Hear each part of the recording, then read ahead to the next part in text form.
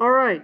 To prepare you for the argumentative essay, you're going to be asked to address one of the following historical documents, um, and they'll give you a question based on these historical documents. So today I'm going to go through the important documents that they want you to recall when you take the AP test. So just so remember, when you do the argumentative essay, you're going to have to use one of these documents. You're going to have to use, you can use another document in addition or some outside information, but you also have to come up with what they call a refutation, give a reason why someone might disagree with the initial thesis that you came up with, and then give a counter argument as to why you think, even though that is a criticism, it's outweighed by all the evidence you presented. So for the argument of essay, write a strong thesis. You have to take a position on the issue and then explain how you're going to use the documents to support it. And at the very end, provide a refutation, which means something that would be used to criticize your thesis, but then explain why your thesis is right and that refutation is wrong. All right, start with the first article. It's the Brutus article, who was an anti-federalist, and his main purpose was to emphasize the danger of the Constitution. His concern was the Constitution would concentrate too much power in the hands of the national government. And one of the main concerns Brutus will point out is that when a national government takes up power, it is reluctant to ever give that power back to the states. Now, what two clauses is he most concerned about in the U.S. Constitution? That's right. First one being the Supremacy Clause. You remember the Supremacy Clause. If a national policy conflicts with a state policy, the national policy will prevail. And clearly, neither the national policy or state policy should ever prevail over what's in the Constitution. So, why would Brutus be concerned about the Supremacy Clause? Because if you have two conflicting policies, a national policy and a state policy, then the national government would always prevail or preempt the state's policies. Now, Brutus was concerned about protecting states' rights, and therefore, by having the Supremacy Clause, the national government could always prevail over the states when you have conflicting policies. So, an example of a Supremacy Clause in action, you could look at the marijuana laws. You have state marijuana laws that might legalize it, though it's still considered a controlled substance under the controlled substance law of the national government.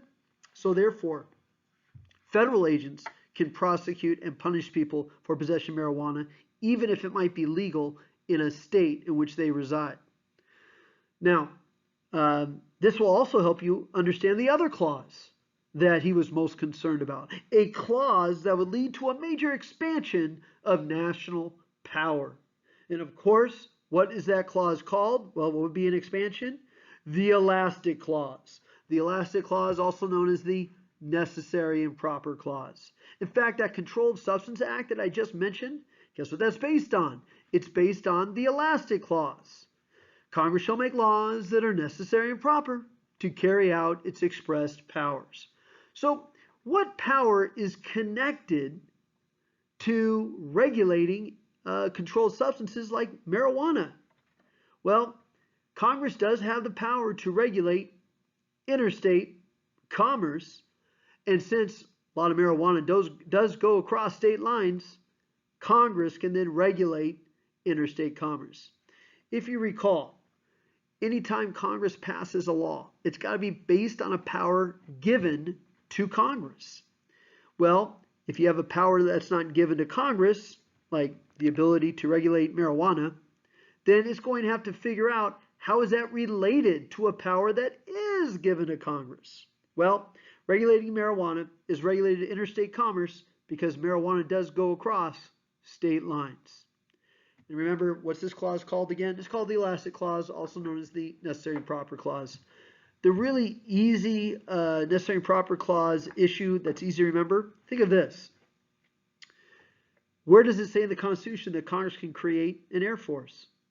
It doesn't, because there were no airplanes back in 1787. However, Congress does have the power to regulate and maintain a national army and navy, and therefore Having a U.S. Air Force is necessary and proper to support and endorse the Army and Navy.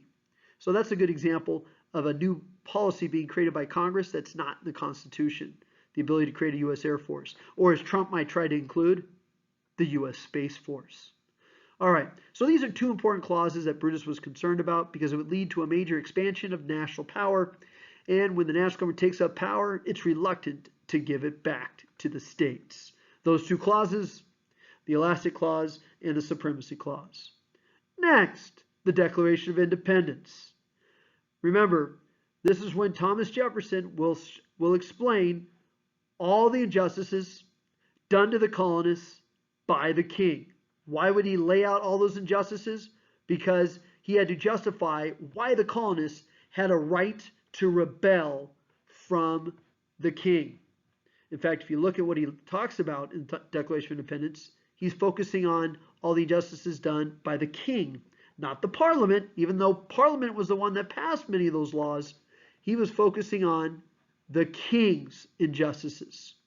In fact, the majority of the Declaration of Independence is all the injustices done to the colonists by the king.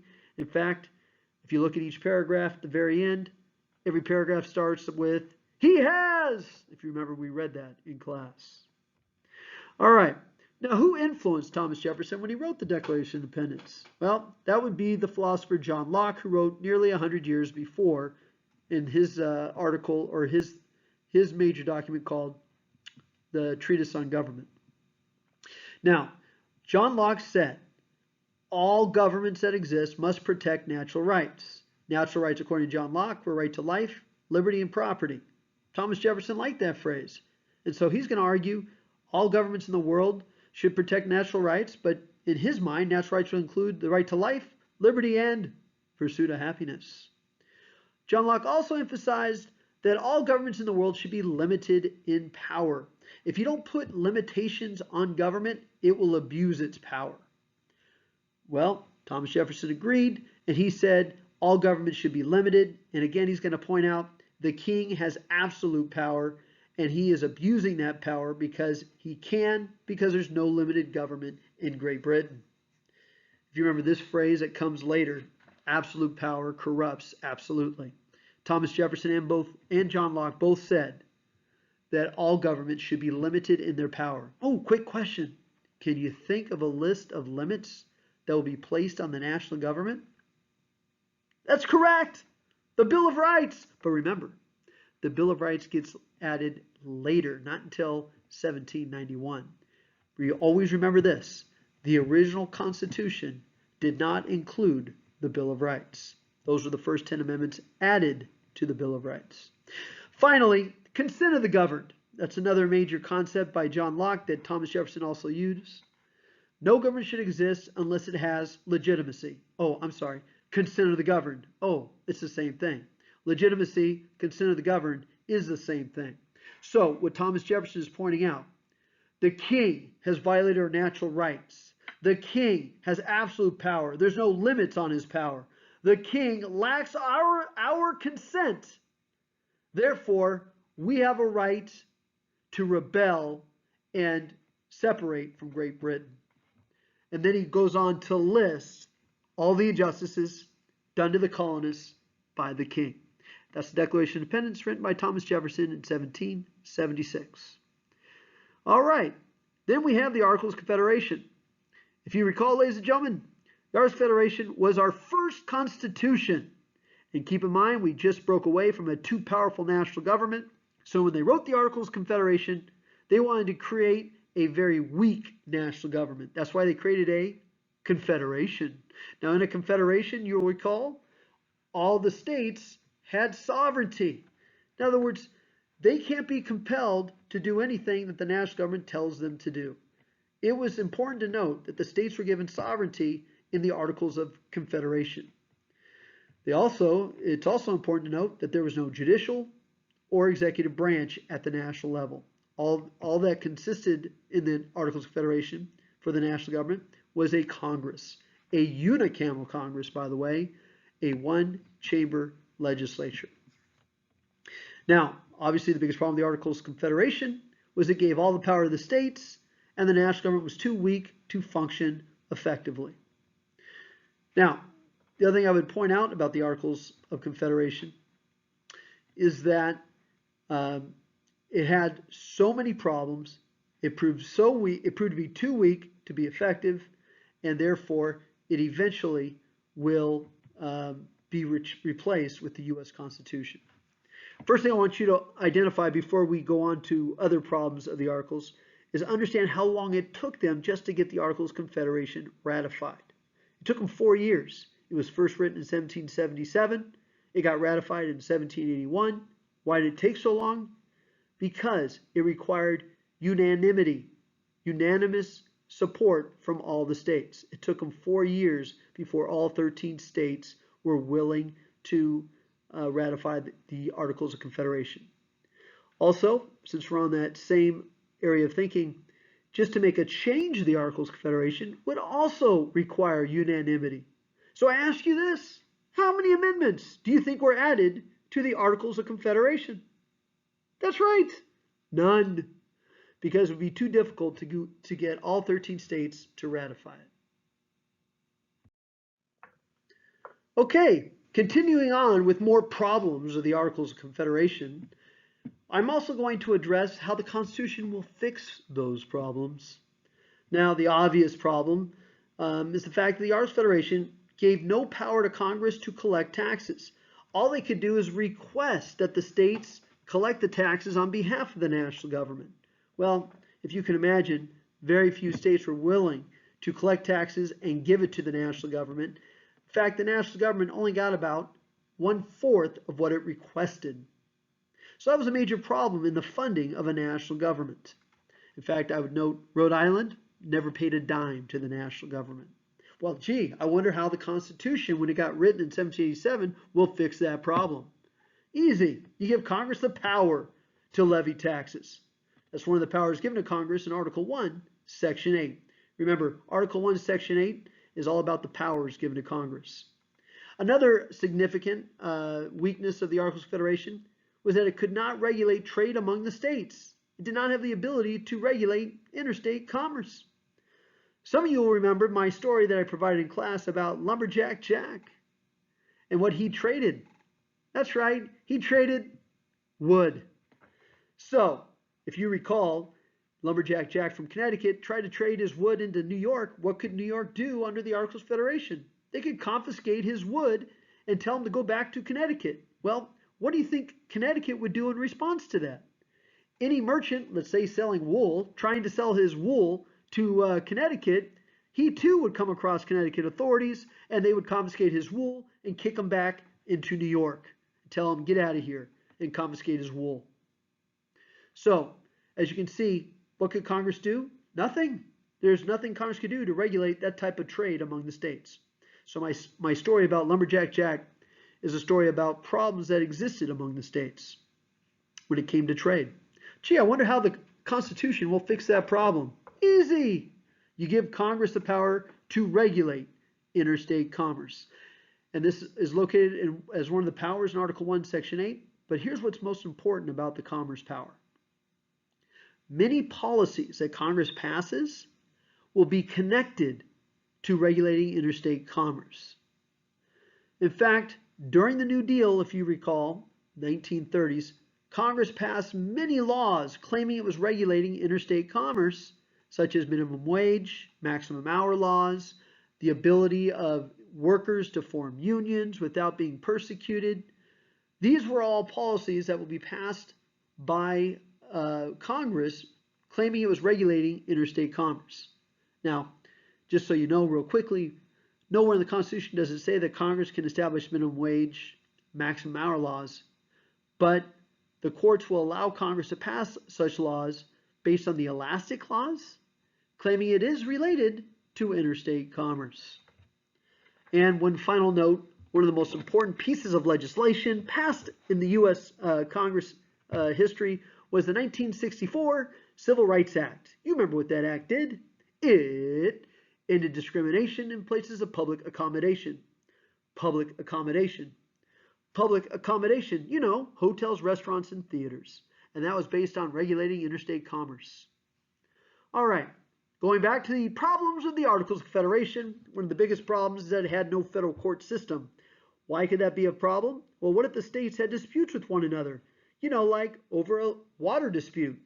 I mean, what if Lake Tahoe, between Nevada and California, what if Nevada tried to confiscate all of Lake Tahoe, claiming it is all part of Nevada's? Well, who would come in to regulate that kind of dispute? Well, today, under the U.S. Constitution, we have a U.S. Supreme Court that was created by Article 3. That court would come in to resolve that dispute. See, under the Articles, states would have disputes, but the national government would be unable to resolve them. But now, under the Constitution, we have a U.S. Supreme Court that can resolve disputes between the states. In fact, if you remember your notes on original jurisdiction, this is one of the areas in which the Supreme Court does have original jurisdiction. If there is a dispute between states, that case will go right up to the Supreme Court. Remember, since you guys just covered information on the courts, most of the cases that go before the Supreme Court have to do with appellate jurisdiction. Remember appellate jurisdiction, the right to review or revise what took place at a lower court. All right, finally, let's go back to problems of the Articles of Confederation, the fact that it had no executive branch to enforce the laws. Since it had no executive branch, Congress would pass laws. It was left up to the states to enforce the laws. If the states didn't like it, guess what? They wouldn't enforce it. Well, how do you fix that problem? Let me think. You give the executive branch the power to regulate or to enforce congressional policies. All right, one last thing. I don't have it listed here, but you should be aware about funding for a national military. Remember, there was no standing national military under the Articles of Confederation. That created a problem, especially when you had Shays' Rebellion that took place in Massachusetts, when you had a rebellion by farmers who made up the state militia of Massachusetts. Well, Massachusetts couldn't call up its state militia because they were the ones rebelling. Well, who do you call? Don't say Ghostbusters. You're going to call the national government. But under the Articles, there is no standing national military. This exposed a major problem that existed under the Articles of Confederation, that there was no standing army or navy. And if you recall, the state of Massachusetts had to hire a private militia to put down Shays' Rebellion.